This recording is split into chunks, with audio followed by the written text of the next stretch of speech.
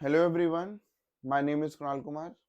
तो बच्चों, अब हम स्टार्ट करने वाले हैं वीडियो नंबर 6। ये प्रीवियस ईयर क्वेश्चन पेपर की सीरीज है, उसका वीडियो नंबर 6 है।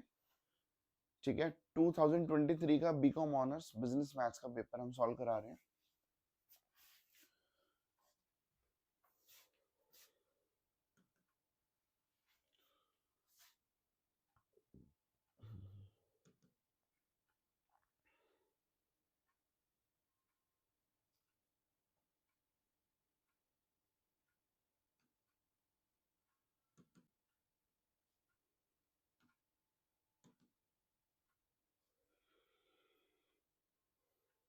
हाँ जी, तो this was our question paper that we started. तो हमने इसके 4 क्वेश्चन लास्ट वीडियो तक कर लिए हैं। Now we are moving to the 5th question. अब हम स्टार्ट करें 5th क्वेश्चन। 5th क्वेश्चन कहता है, an agriculturist has a hydroponic farm with 1,000 acres. He produces spinach, cucumbers and tomato. ठीक है, whatever he raises is fully sold in the market. तो ये जो पूरा क्वेश्चन है, एक बार आप रीड करो। ये क्वेश्चन आप एक मिनट का टाइम देता हूँ मैं आपको, रीड कर लो। ठीक है, उसके बाद we will move to the next. मतलब इसी का एक सिमिलर क्वेश्चन है जो एग्जैक्टली सेम है। एक बार आप रीड कर लो, आपको पता लग जाएगा कि यहाँ भी वो क्वेश्चन एकदम सेम है। ठीक है,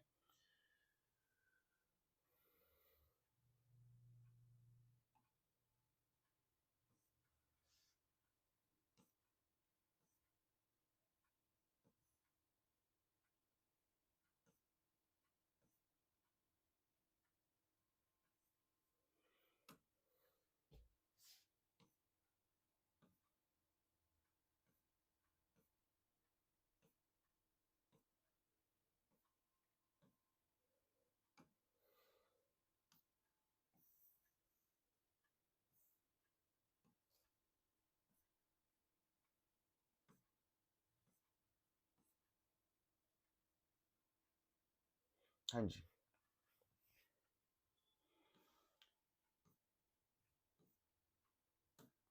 तो बेटा, ये जो क्वेश्चन अभी मैंने आपको दिखाया था वो ये सेम सिमिलर क्वेश्चन है। Shyam an agriculturist has a farm with 125 acres. He produces radish, peas and potato. Whatever he raises is fully sold in the market. He gets rupees 5 for, देखो क्वेश्चन नंबर जो 5 है, question 5 उसका ए part, मतलब जो starting question 5 ऐसे दिया हुआ आपको। ठीक है, इस पेपर में क्वेश्चन 5 का ए पार्ट और बी पार्ट। ठीक है, इसके और में दिया हुआ है क्वेश्चन 5। ठीक है, तो क्वेश्चन 5 पहले वाला जो पार्ट है उसके 2 पार्ट बना दिए, 6 और 12 मार्क्स। और अगला वाला है वो क्वेश्चन एक ही पार्ट है, दैट इज 18 मार्क्स का। ठीक है, तो ये वाला हम कर रहे हैं क्वेश्चन 5 का ए पार्ट। ठीक है, 6 मार्क्स वाला है। क्वेश्चन कह रहा है, Shyam an agriculture has a farm with 125 एकर्स। उसके पास इतनी लैंड है, and he produces radish, pea and tomatoes. Whatever he raises is fully sold in the market and he gets rupees 5 for radish per kg. 1 kilo 5 रुपए में बिकता है। Piece के लिए 4 रुपए मिलते हैं उसको पर केजी, और पोटैटो के लिए 5 रुपए per kg. The average yield is 1500 of radish per एकड़। 1 एकड़ में 1500 kilo radish, 1800 kilo peas and 1200 kilo potatoes per एकड़ उसकी प्रोडक्शन है। The to produce each 100 kg of radish and peas, ठीक है, and to produce each 80 kg of potato, a sum of rupees 12.50 has been used for manure. इसका मतलब हर 100 kilo पे 12.5 रुपए का मैन्योर लगता है, खाद। ऐसे हर 100 किलो पीस पे भी 12.5 रुपए की मैन्योर लगती है, और हर 80 किलो पोटैटो पे 12.5 रुपए की मैन्योर लगती है। आपको लॉजिक समझ आ रहा है इसमें? लेबर रिक्वायर्ड फॉर ईच एकड़ to raise the crop is 6 man days for radish. Radish के लिए 6 मैन डेज चाहिए। ठीक है, and 5 man days and potato. ठीक है, ये 6 मैन डेज रेडिश के लिए भी हैं और पोटैटो के लिए भी हैं। And each 5 man days for peas, peas के लिए 5 मैन डेज की रिक्वायरमेंट है। टोटल हमारे पास 500 मैन डेज है, ठीक है ये, और लेबर जो है वो rate 40 rupees per man day is available, ठीक है मतलब एक आदमी एक दिन के लिए 40 रुपए में अवेलेबल है, ठीक है। तो बेसिकली इसमें हमारी जो रिस्ट्रिक्शंस हैं, आप पहले आपको ये देखना है कि आपकी रिस्ट्रिक्शंस कहाँ कहाँ पे हैं, जो हमारे सब्जेक्ट टू कॉन्स्टेंट्स बनेंगे, ठीक है जो हमारे सब्जेक्ट टू कॉन्स्टेंट्स बनेंगे। तो सर रेस्ट्रिक्शंस मेरी दो जगह दिख रही हैं कि एक तो मेरे पास लैंड की रेस्ट्रिक्शन है और एक मेरे पास लेबर की रेस्ट्रिक्शंस है। एक मेरे पास लैंड की रेस्ट्रिक्शन है और एक मेरे पास लेबर की रेस्ट्रिक्शन है। दो रेस्ट्रिक्शन आपको नजर आ रही होंगी, ठीक है। तो इसी को लेके अब हम अपना क्वेश्चन स्टार्ट करते हैं, सॉल्यूशन, ठीक है। क्वेश्चन कह रहा है formulate this linear programming model to maximise the agriculturist total profit. तो टोटल प्रॉफिट को मुझे मैक्सिमाइज करना है, ठीक है। ये क्वेश्चन आपके सामने है, पीडीएफ का लिंक मैंने शेयर करा हुआ है डिस्क्रिप्शन में, तो वहां से पीडीएफ डाउनलोड कर सकते हो। Now let us start with this question, ठीक है। ये क्वेश्चन कहता है बेटा, एक हम सिंपल सी टेबल बनाते हैं, मतलब रेवेन्यू कितना है पर एकड़। सर 1500 किलो वो उगा रहा था एक एकड़ में, और रेडिश के 5 रुपए मिलते थे, तो 7500 क्या हो गया उसका रेवेन्यू। पीस के लिए 1800 किलो उगा रहा था और 1 किलो 4 रुपए में मिलता है, बिकता है, तो 7200 हो गया। Potato 1200 into 5 6000। मेरे ख्याल से इसमें कोई प्रॉब्लम नहीं है। और ये, ठीक है, ये मेरा रेवेन्यू है। रेवेन्यू का मतलब जो गले में पैसा आ रहा है, that is called revenue, profit नहीं है, क्योंकि मुझे मैक्सिमाइज क्या करना है, मुझे मैक्सिमाइज प्रॉफिट करना है, ठीक है। अच्छा दूसरी बात, सर रेवेन्यू में से कॉस्ट को माइनस करेंगे, रेवेन्यू में से कॉस्ट को माइनस करेंगे तो मेरा प्रॉफिट आएगा, ठीक है। तो मुझे प्रॉफिट को मैक्सिमाइज करना है। तो पहले प्रॉफिट निकालने के लिए भैया मेरी कॉस्ट क्या क्या है, मेरी दो कॉस्ट आ रही थी, लेबर और मैन्योर की। लेबर पर एकड़ कितनी कॉस्ट है सर, 40 इंटू 6, क्योंकि इसमें 6 मैंडेज लग रहे थे, इसमें पीस में 5 मैंडेज लग रहे थे और पोटैटो में 6 मैंडेज लग रहे थे, ठीक है। तो भैया 240 रुपए तो मैं लेबर को दे दूंगा, इधर 200 रुपए पर एकड़ लेबर को दे दूंगा, और एक एकड़ के लिए 240 रुपए पोटैटो के लिए दे दूंगा लेबर में। अब मैन्योर की कॉस्ट कितनी है सर, मैन्योर की कॉस्ट है, इधर देखो, 100 केजी पे 12 रुपए लगते हैं, 12.5 रुपए, ठीक है। तो बताओ 1 केजी पे कितने लगेंगे सर, 1 केजी पे लगेंगे 12.5 रुपए डिवाइड बाय 100, ठीक है। ये 100 डिवाइड में चला गया। और अगर मुझे 1500 किलो पे निकालने हैं, क्योंकि जो रेडिश है वो तो 1500 किलो उग रही है ना, तो दोनों तरफ 1500 से मल्टीप्लाई कर दूं, सिंपल सी बात। मुझे एक का इसलिए निकाला ताकि मैं यहाँ पे किसी में मल्टीप्लाई करके वही वैल्यू आ जाएगी। तो 1500 किलो यहाँ से मल्टीप्लाई हो तो 1500 यहाँ से मल्टीप्लाई हुआ। क्लियर है ये बात। तो 1500 केजी ये आंसर है, 12.50 अपॉन 100 इंटू 1500, ठीक है। क्लियर है ये बात। तो ये बात हमें समझ आ गई बेटा कि ये ऐसे आंसर आया, सेम ऐसे आंसर। 1 किलो का निकाल लिया, 1800 किलो पे कितने मैन्योर लग रही है, इस पे कितनी मैन्योर लग रही है, ठीक है। ये मेरा रेवेन्यू है, रेवेन्यू में से कॉस्ट को माइनस कर दिया तो मेरा प्रॉफिट आ गया। रेवेन्यू में से कॉस्ट को माइनस कर दिया, मेरा प्रॉफिट आ गया। रेवेन्यू में से कॉस्ट को माइनस कर दिया, मेरा प्रॉफिट आ गया। अब मुझे प्रॉफिट को मैक्सिमाइज करना, तो मेरा मैक्सिमाइज फंक्शन हो जाएगा z। तो z है 7072.5 x1, इसको मैंने लेट द क्वांटिटी भी x1, लेट द क्वांटिटी इसको x2 मान लिया, इसको x3 मान लिया, ठीक है ना। x1 be the x1 x2 and x3 acres of farm can be used to produce radish।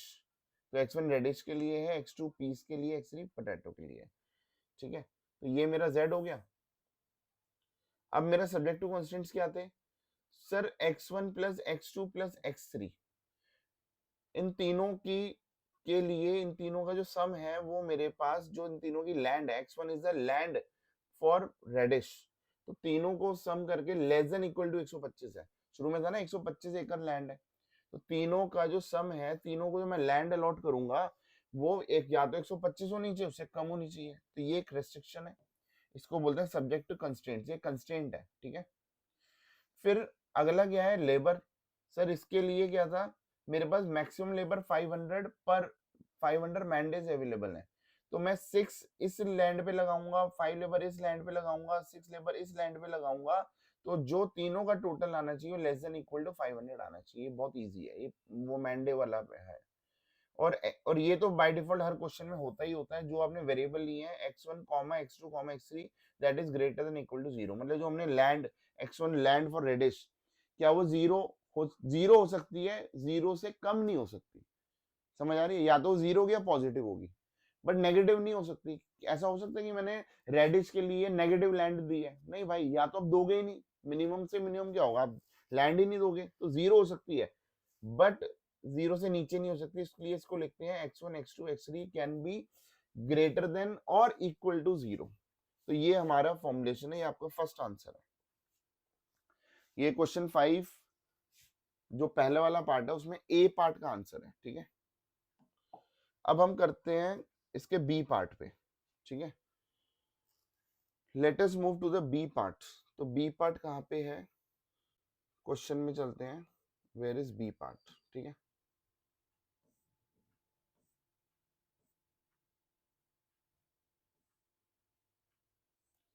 यही सेम क्वेश्चन, ये एकदम सेम क्वेश्चन है, ठीक है। अब आप ये सेम क्वेश्चन खुद कर सकते हो, एकदम सेम है, बस वैल्यूज अलग है, ठीक है। नेक्स्ट है, a tablet manufacturing company makes 3 different kinds of smart tablets.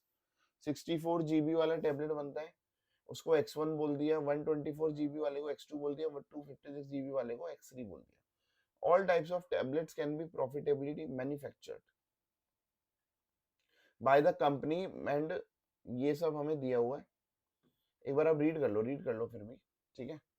But the company's production is constrained by the capacity of 3 operations, और 3 ऑपरेशन पे काम होता है, ठीक है। Process 3 operation that process the units of hardware, ठीक है, जैसे टच स्क्रीन, सीपीयू और बैटरीज, ये 3 प्रोसेस होती हैं। इसको हमने S1 S2 और S3 से डिनोट किया है। The production manager will choose the combination of tablets that maximizes profit based on the information available regarding the number of hardware components processed, कि भैया उसको कितनी चीजें प्रोड्यूस करनी है, कितने टैबलेट वो तीनों टैबलेट कितने कितने प्रोड्यूस करेगा, जिससे क्या हो उसका, उससे उसका क्या हो, नंबर ऑफ, मतलब उससे उसका monthly processing unit maximise is profit, है ना, जिससे उसका प्रॉफिट क्या हो, मैक्सिमाइज हो। अब उसके बाद ये आपको एक टेबल दी हुई है, क्वेश्चन ही है, ठीक है। तो ये ऑपरेशंस हैं, ये टैबलेट्स हैं, ठीक है। ये 64 टच स्क्रीन को इतना प्रोसेस, ये टच स्क्रीन इतनी बना के देगा, उसका सीपीयू इतना बना के देगा, उस टैबलेट का बैटरी ये इतनी बना के देगा, ठीक है। तो और 64 जीबी में, ठीक है, ये इतने 64 जीबी की टच स्क्रीन बनेंगी, ठीक है, इस ऑपरेशन पे, और प्रॉफिट पर टेबलेट है 8000, ये ऐसे ऐसे हमें डेटा दिया हुआ है, ठीक है। इसकी जो मंथली प्रोसेसिंग कैपेसिटी है वो 630 है, ठीक है। इसकी मंथली प्रोसेसिंग कैपेसिटी 9504 है। डन। तो ऐसे ये डेटा दिया हुआ है, by using the simplex technique the following solution was obtained. ये बेटा हमें सॉल्यूशन, क्वेश्चन ही कह रहा है, ये क्वेश्चन ही चल रहा है, क्वेश्चन कह रहा है मैंने ना एक टेबल बना दी है, और ये टेबल क्या है, इसने इसने बोला है कि भैया ये ना ब्लैंक छोड़ दिया मैंने बहुत सारे, आपको ये ऐसा क्वेश्चन पेपर में आता है, ठीक है। तो complete the above table, do you agree that this is optimum solution strategy and if not improve the solution, ठीक है। तो ये हम इस क्वेश्चन पे आएंगे, ये क्वेश्चन हम पढ़ेंगे, लेकिन पहला हमारा काम है इस टेबल को ढंग से बनाना। अब देखो ये टेबल बहुत रॉ फॉर्म में है, क्वेश्चन बेटा आपके सामने होना चाहिए, ठीक है, तो आप एक टैब में अपना पीडीएफ वाला वो खोल के भी रख सकते हो, ठीक है।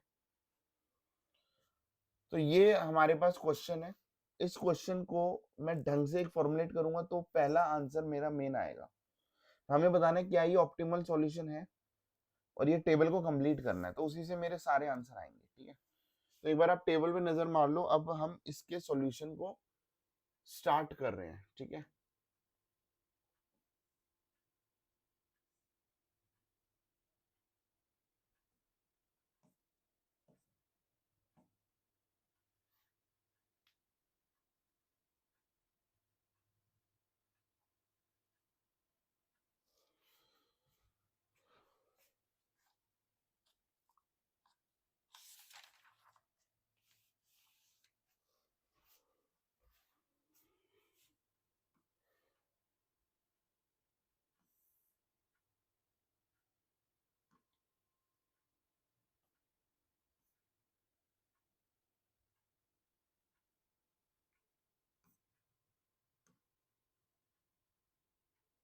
हाँ जी,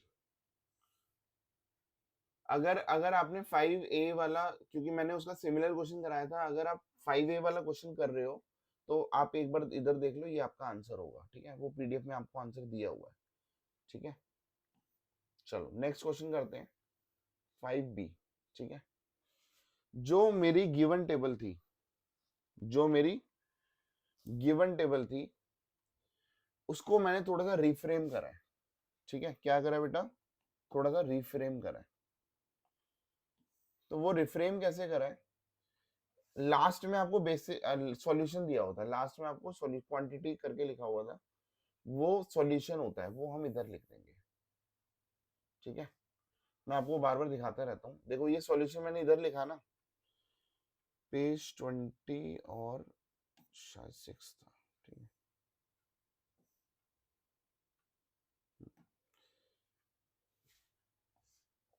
ठीक है, ये देखो, ये हमारी टेबल थी, ये जो क्वांटिटी है, ये जो क्वांटिटी है, इसको मैं सॉल्यूशन, सॉल्यूशन हम यहाँ पे लिखते थे, बेसिक वेरिएबल का सॉल्यूशन लिखते थे, तो इसको मैं, ये सॉल्यूशन होता है, ठीक है।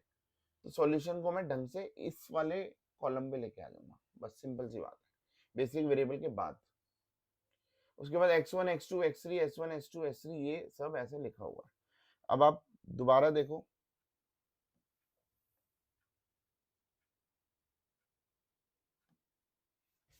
ठीक है, वो देखो, ये बेसिक वेरिएबल का सॉल्यूशन लिखा ना सर। अब बेसिक वेरिएबल क्या है, ठीक है,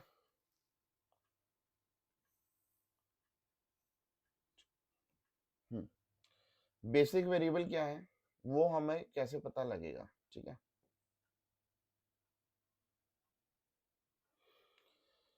सर उधर बेसिक वेरिएबल लिख दिए थे आंसर में, अब देखो मैं बेसिक वेरिएबल कैसे बताते हैं, ये हम देखते हैं आइडेंटिटी मैट्रिक्स कैसे बन रही है।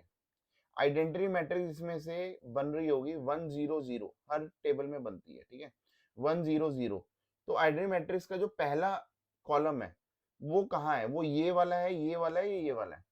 तो सर पहला जो कॉलम होता है वो होता है 100, ठीक है ना। आइडेंटिटी मैट्रिक्स ये होती है ना,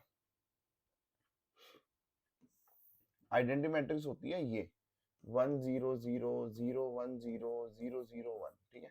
तो आपको आइडेंटिटी मैट्रिक्स देखनी है, क्योंकि 3x3 तीन एलिमेंट है ना, तीन वाला है, 3x3 का है। तो 100 वाला जो है वो ये है, तो ये मेरा बेसिक वेरिएबल इधर आ जाएगा, ठीक है, ठीक है। सर x2, यहाँ पे बेसिक वेरिएबल क्या होगा, ये x2 है, नहीं सॉरी, ठीक है। अब मुझे बताओ, ये बेसिक वेरिएबल है, ये x1 इधर आ गया, ठीक है। अब दूसरी वाली रो कहाँ पे है, दूसरी वाली रो क्या थी, 1 0 0 0 1 0 0 0 1, कॉलम की बात कर रहा हूँ, ठीक है। पहला कॉलम ये वाला बन रहा है, दूसरा 0 1 0 वाला कॉलम क्या ये है, नहीं सर ये है, तो ये मेरा सेकंड बेसिक वेरिएबल हो जाएगा, ठीक है। तीसरा, तीसरा 0 0 1 कहाँ बन रहा है, ये कहाँ बन रहा है, तो सर ये यहाँ बन रहा है, तो ये x3 इधर आएगा, समझ आ रही है। ऐसे आपको टेबल भरनी आएगी, इज दैट क्लियर, ठीक है बेटा। ये आप भरोगे ऐसे टेबल। तो ये हमने क्या किया, हमने इधर बीच में अपना सॉल्यूशन लिख दिया। सॉल्यूशन आपको बता था ये 6 और ये 8380 और ये 62, ठीक है। इसके साथ ये बेसिक वेरिएबल कैसे आए, ये आइडेंटिटी मैट्रिक्स से आए, है ना, दिस दिस फिर लास्ट में x3, ठीक है। तो ये ऐसे आएगा, ये ऐसे मत लिख देना x1 x3 x2, नहीं, ये आपके आइडेंटिटी मैट्रिक्स के हिसाब से फर्स्ट कॉलम ये बन रहा है तो पहले x1 लिख दिया x1, सेकंड कॉलम ये बन रहा है तो s2 लिख दिया, फिर थर्ड कॉलम ये बन रहा है तो x3 आएगा, ठीक है। बात क्लियर है सर? ये जो मेरा x1 x2 x3 है, ठीक है, तो x1 के ऊपर ये जो इसका प्रॉफिट है ना ये लिख देना, ये 8000 है, ये 4000 है, ये 9000 है, ठीक है, ये 0 है, ये 0 है, ये 0 होता है, ठीक है, वो हमेशा ये 0 होते हैं, ठीक है। आपको समझ आ रही है? क्वेश्चन में प्रॉफिट दिया होता ना, ये आपका ऊपर वाले कॉलम में आ जाएगा। तो सर इधर x1 के इधर क्या आएगा, ठीक है, s2 के इधर क्या आएगा, भाई x1 के इधर क्या लिखा हुआ है 8000, तो इधर 8000 लिख दो, ठीक है।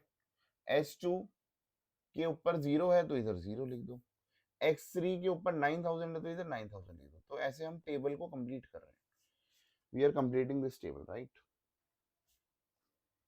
उसके बाद अब टेबल में क्या करना है सर, इधर निकलेगा zj, ठीक है, तो zj क्या निकलेगा यहाँ पे, ठीक है, इसको ये जो zj यहाँ पे वैल्यू क्या आएगी, this into this plus this into this plus this into this, ठीक है, ये हमने करा हुआ है, ठीक है। तो ये कैसे, ये मल्टीप्लाई होके क्या आ रहा है, क्योंकि इधर जगह बहुत छोटी है तो मैं इधर लिख के दिखा देता हूँ कि ये वैल्यू आ रही है 6,06,000, ठीक है, क्या वैल्यू आ रही है 6,06,000, ये यहाँ की वैल्यू है, ठीक है। फिर सर ये हर चीज का निकाल लो, this into this plus this into this plus this into this, तो ये 8,000 आएगा। इधर वैल्यू क्या आ रही है सर, 31,000 अपॉन 3, सर इधर क्या वैल्यू आ रही है, इधर आ रही है 9,000, सर इधर वैल्यू क्या आ रही है, आप सॉल्व करते चलोगे 1000 डिवाइड बाय 3, ठीक है, इधर आएगा 0, इधर आएगा 2000, ठीक है।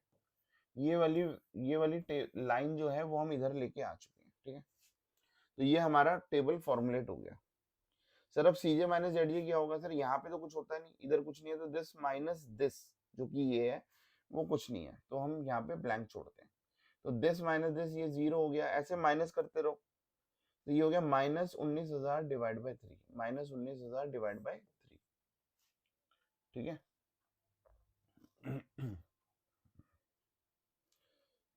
फिर इसका क्या होगा, इसका होगा 0, इसका होगा -1000 डिवाइड बाय 3, इसका होगा 0, इसका होगा -2000। अब ये जो मेरा CJ माइनस ZJ है कि इसकी सारी एंट्री 0 या नेगेटिव होनी चाहिए।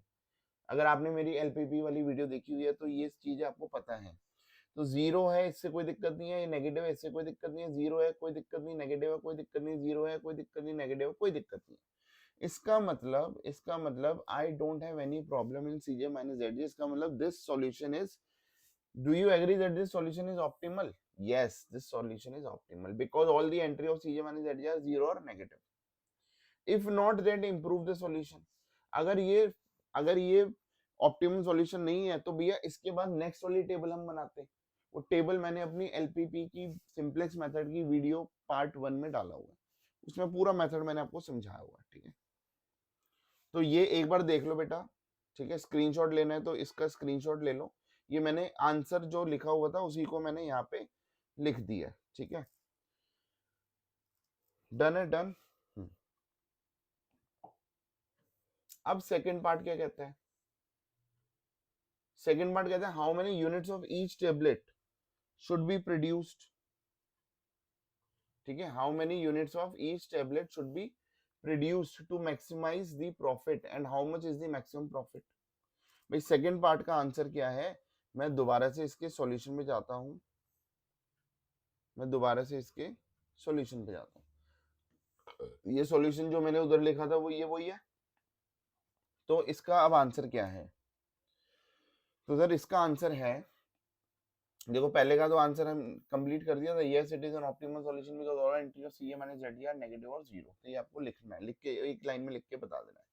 दी optimal solution is, what is optimal solution sir, ये जो होता है ना ये सॉल्यूशन है, सॉल्यूशन वाली चीज में। तो x1 की वैल्यू ये है, x3 की वैल्यू ये है, क्या x2 नजर आ रहा है? नहीं आ रहा। तो सर x1 6 है, x2 नहीं आ रहा ना, तो x2 इधर नहीं है, तो x2 की वैल्यू 0 है और x3 की वैल्यू 62 है, ठीक है। और मैक्सिमम प्रॉफिट इज दिस, ये आपका आंसर होता है बेटा, इसको आंसर मत बोल देना। ये बेसिक वेरिएबल का जो सॉल्यूशन है ये आपका मेन आंसर है, फाइनली आंसर आपका ये होता है, ठीक है। इसका मतलब द कंपनी विल मैन्युफैक्चर, जो पहला टैबलेट था, है ना, 64 जीबी वाला था ना पहला, वो 6 यूनिट प्रोड्यूस करेगी, 128 वाले को 0 प्रोड्यूस करेगी क्योंकि वो x2 है, सेकंड वाला है, और थर्ड वाले को 62 प्रोड्यूस करेगी, right. And the maximum profit is 6600। Clear है? मतलब वो पहला जो 64 जीबी वाला टेबलेट है वो 6 प्रोड्यूस करेगी, दूसरे वाले को 0 प्रोड्यूस करेगी, तीसरे वाले को 62 यूनिट्स प्रोड्यूस करेगी, तो जाके उसका मैक्सिमम प्रॉफिट आएगा, ठीक है। Next 64 GB tablet is not, ये 64 के बदले बीच वाला होना चाहिए 128। कौन सी टेबलेट प्रोड्यूस नहीं हो रही? 128, क्योंकि x2 0 था ना। Is not being produce because it gives a loss of 19,000 by 3, क्योंकि सेकंड वाले में आप देखो ये है नेगेटिव, तो इसका मतलब भाई ये लॉस आ रहा है, ठीक है। x2 में, x1 में कोई नेगेटिव नहीं है, x3 में कोई नेगेटिव नहीं है, x2 में नेगेटिव आ रहा है, इसलिए x2 इधर आंसर नहीं आ रहा, क्योंकि भैया हम इसको प्रोड्यूस नहीं करेंगे, हमें लॉस देगा इतने रुपए का पर यूनिट का लॉस, ये लॉस शो करता है, ठीक है। नेगेटिव का मतलब लॉस शो कर रहा है, right. as shown by the cj minus zj entry corresponding to the decision variable x2, ठीक है, समझ आ गई। तो सेकंड पार्ट का हमारा ये आंसर है, सॉरी ये थर्ड पार्ट का आंसर है, पहला तो टेबल था, दूसरा ये था, थर्ड वाला ये हो गया। फोर्थ, ठीक है, फोर्थ क्वेश्चन क्या कह रहा था, what is question number 4, PDF है आपके पास तो आप क्वेश्चन देख सकते हो। क्वेश्चन 4 कह रहा है all 3 hardware processing units completely used, क्या सारी हार्डवेयर प्रोसेसिंग यूनिट्स पूरी यूज हो रही हैं? नो, इसका आंसर है नो। वाई? क्योंकि सर S2 मेरा ये x2 के बदले मेरा S2 आंसर आ रहा है 8380, बिकॉज S2 इज दिस, और इसका मतलब क्या है, it implies that 8380 units of the monthly capacity of the CPU processing are left unused, ठीक है। तो S2 दूसरे वाले को शो कर रहा था, सीपीयू वाले को, पहले वाला क्या था, पहले वाला टच स्क्रीन था, दूसरा सीपीयू था, तो सीपीयू वाला ये इधर आ रहा है, तो इसका मतलब ये शो हो रहा है कि 8380 units of second processing, that is CPU processing, are left unused, वो यूज ही नहीं हो रही, ठीक है। नेक्स्ट आता है what are the shadow prices, ये बहुत इंपॉर्टेंट है भाई, ये हर क्वेश्चन में आता है। शैडो प्राइस क्या होता है भैया? शैडो प्राइस होता है जो आपके S1, जो आपकी फाइनल टेबल होती है उसमें S1 S2 S3 के अपोजिट जो होता है वो शैडो प्राइस होते हैं। इनके लास्ट वाला जो सीजे माइनस जेड एंट्री में लिखा होता है इसको शैडो प्राइस बोलते हैं, और हम इसके एब्सोल्यूट वैल्यू को यूज करते हैं। इसका मतलब भैया जो S1 टच स्क्रीन वाले प्रोसेस को शो करा था तो वो मेरा इतना है, ठीक है, एब्सोल्यूट वैल्यू मतलब पॉजिटिव वैल्यू। तो आप बोलोगे भैया touch screen, S1 touch screen था तो उसकी शेडो प्राइस है 1000 डिवाइड बाय 3, S2 सीपीयू वाला था उसकी शेडो प्राइस है 0, और S3 है बैटरी वाला था उसकी शेडो प्राइस है 2000। नेगेटिव मत लिखना, शेडो प्राइस को पॉजिटिव में लिखते हैं, ठीक है। फिर फिफ्थ पार्ट, सिक्स पार्ट, ठीक है, सिक्स पार्ट आपको दिख रहा है,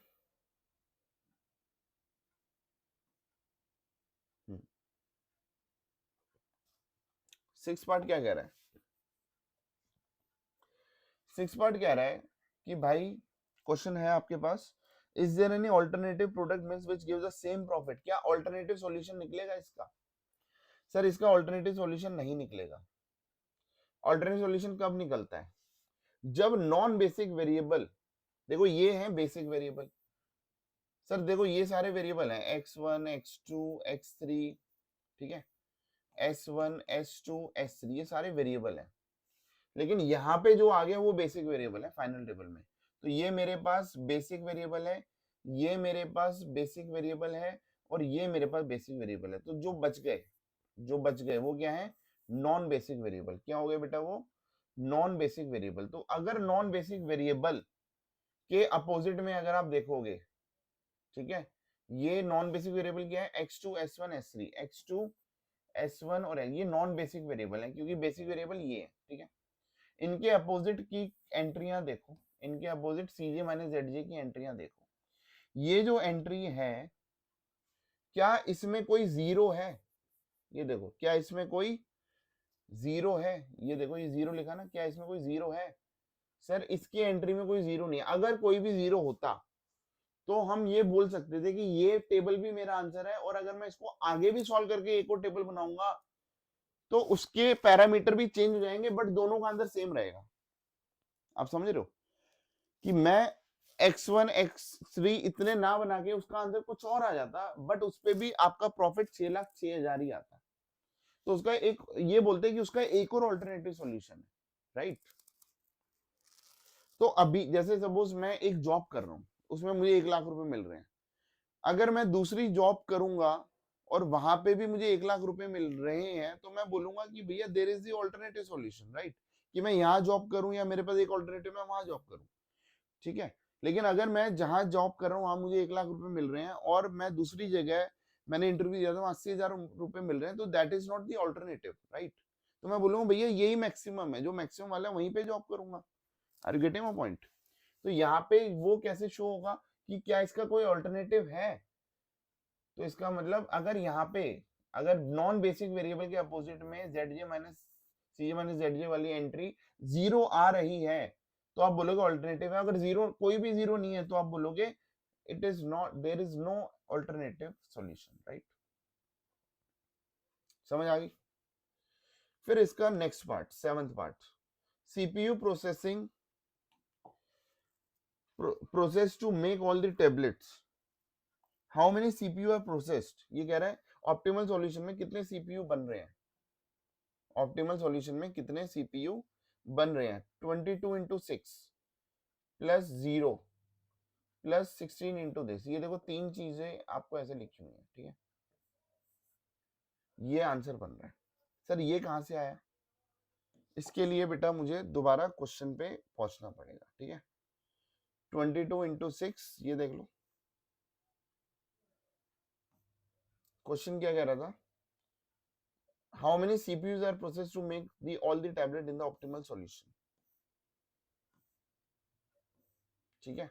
हाउ मेनी सीपीयूज, देखो सीपीयू कितना था भाई, 12, 18 और 16, ध्यान रखना 12, 18 और 16। अब दोबारा से मैं आंसर पे जाता हूं, बताओ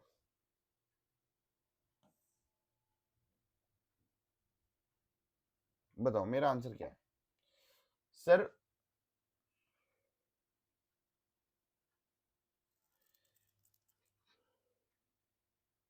कितना था, 22, 18 और 16 था ना भाई, मैं शायद 12 बोल रहा था, ये 22 है, 22, ठीक है, 22, 18 और 16, ठीक है। तो देखो 22 इंटू 6 प्लस ये है 18 इंटू 0, 18 इंटू 0 0 ही होता है, प्लस 16, देखो 22, 18 और 16 है ना, इसको मैं ऐसे लिख दूं, देखो 22 into 6 plus 18 into 0 plus 16 into 62, क्योंकि ये सीपीयू का पूछ रहा है, तो सीपीयू की मैं कितनी यूनिट बना रहा हूँ, मतलब अगर मैं टेबलेट्स इसकी बात कर रहा हूँ तो 22 इंटू 6, इधर 0 बन रहे हैं, x2 बन ही नहीं रहा, तो 18 इंटू 0, ठीक है। तो उसमें कुछ बनेगा ही नहीं, सीपीयू इधर कुछ लगेगा ही नहीं। इधर इधर 16, 62 यूनिट है तो इतने सीपीयू बनाने हैं, इधर 6 यूनिट है तो इतने सीपीयू बनाने हैं, ठीक है, क्लियर है। तो CPU processed to make all the tablets is 1124, तो इसका जो आंसर आया वो 1124 है, ठीक है।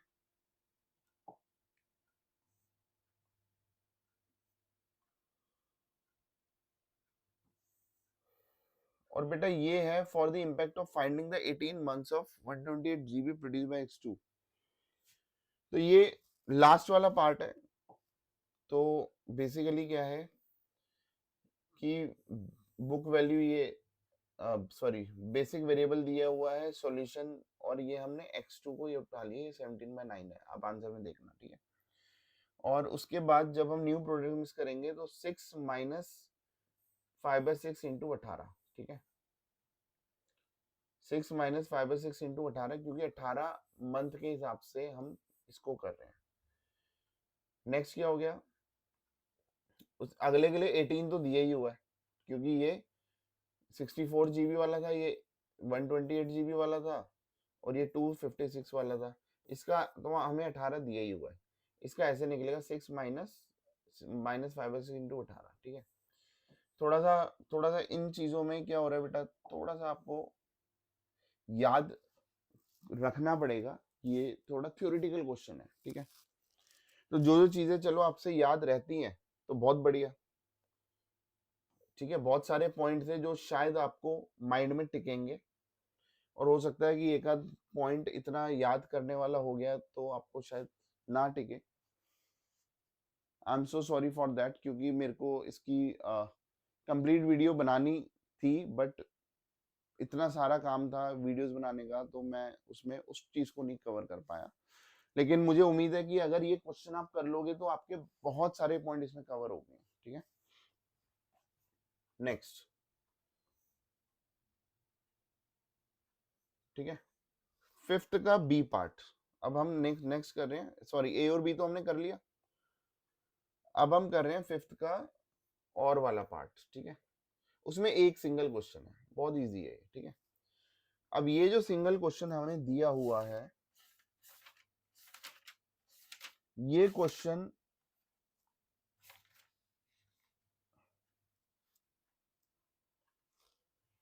ये मैं यहां लेके आता हूं, ठीक है। तो दिस इज योर क्वेश्चन, ठीक है। ये क्वेश्चन दिया हुआ है, a firm manufacturing office furniture provides you the following information regarding resource consumption and availability. तो टेबल चेयर बुक केयर ये ऐसे ऐसे बना रहे हैं, 3 रिसोर्सेज हैं, टिम्बर असेंबली फिनिशिंग, प्रॉफिट मुझे ऐसे ऐसे दिया हुआ, ठीक है।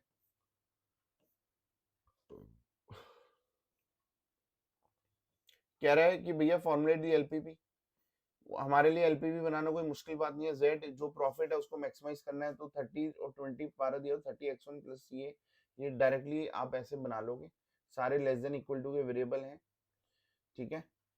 और उसके बाद दिस क्वेश्चन विल बी, जो मैंने आपको वीडियो में एलपीपी सिंपलेक्स मेथड में कराया हुआ है, मेरी पूरी वीडियो है वो इसी पे बेस्ड है कि इस क्वेश्चन को कैसे सॉल्व करना है, ठीक है। तो मैं इस क्वेश्चन को सॉल्व करने के लिए, ये हमारी टेबल है, पहले हम इसको लेट वाला क्वेश्चन होता है, लेट वाला पार्ट करते हैं, इक्वल टू बनाते हैं, ये सब मैंने कराया हुआ है, ठीक है। फिर हम टेबल बनाएंगे, टेबल 1, टेबल 2, ठीक है। फिर नेक्स्ट हमारी ये टेबल बन रही है, टेबल 3। लास्ट वाली टेबल में देखा all entry CJ minus Z या 0 नेगेटिव, तो ये मेरा आंसर है। And what is my answer, my answer is this, कि x1 की वैल्यू क्या है 60, x x2 की वैल्यू 40, क्योंकि यहाँ पे x3 है ही नहीं, है ना। तो इसका मतलब ये है कि x1 60 बनना चाहिए, x2 40 बनना चाहिए, x3 है ही नहीं तो x3 0 बनना चाहिए। अब क्वेश्चन कह रहा है शेडो प्राइस बताओ, तो भैया ये क्या था, ये x1 x2 x3 s1 s2 s3 s1 s2 s3, इनके अपोजिट में जो ये होते हैं शेडो प्राइस होते हैं, तो शेडो प्राइस और एब्सोल्यूट वैल्यू, ठीक है। शेडो प्राइस आप लिखोगे तो shadow price of the resources are 5/2, 0 and 10, ठीक है। तो ये आपका क्वेश्चन पेपर हमारा कंप्लीट हो गया है, ठीक है। Thank you so much, wish you all the best for your exam, ठीक है। और कोई भाई कोई गलती वलती हो गई है तो माफ करना, इसमें कोई गलती भी हो सकती है, बट मैंने अपनी तरफ से पूरी कोशिश करी है कि मैं आपका पूरा सैंपल पेपर यहाँ पे पूरा एक क्वेश्चन पेपर 2023 का कवर करूं। Thank you so much. अब हम नेक्स्ट सब्जेक्ट के साथ, नेक्स्ट चैप्टर के साथ कहीं भी मिलेंगे जरूर। Thank you so much, bye.